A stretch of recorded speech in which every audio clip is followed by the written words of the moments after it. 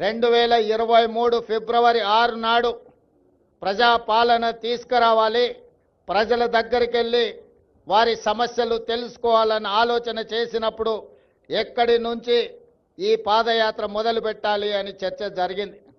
మిత్రులు చాలా రకాలుగా సూచనలు సలహాలు ఇచ్చిండ్రు.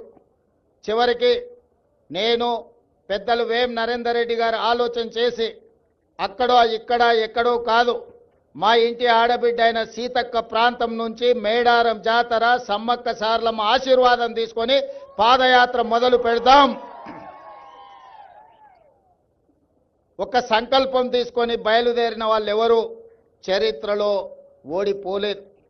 కాబట్టి ప్రజలకు ప్రజాపాలన అందించాలన్న సంకల్పంతో మనము సమ్మక్క సారలమ్మ ఆశీర్వాదం తీసుకొని బయలుదేరదామని ఆనాడు ఇక్కడి నుంచి పాదయాత్ర మొదలుపెట్టినాం.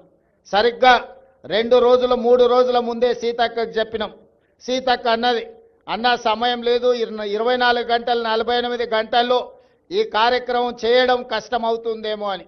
నేనన్నా, అక్క సంకల్పం ఉంటే కార్యక్రమం విజయవంతం అవుతుంది, నువ్వు ఎలాంటి ఆలోచన చెయ్యకు, పనులు మొదలుపెట్టు అని చెప్పి ఆనాడు ఫిబ్రవరి 6, 2023 నాడు ఇదే గద్దెల నుంచి గద్దెల ముందు ప్రణమిల్లి ఖచ్చితంగా ఈ తెలంగాణకు పట్టిన చీడ పీడ విరగడి కలిగిస్తాం, దొరల పాలన నుంచి ప్రజా పాలనకు తీసుకొస్తామని ఇక్కడ వేదిక మీద నుంచి ఆనాడు చెప్పడం జరిగింది.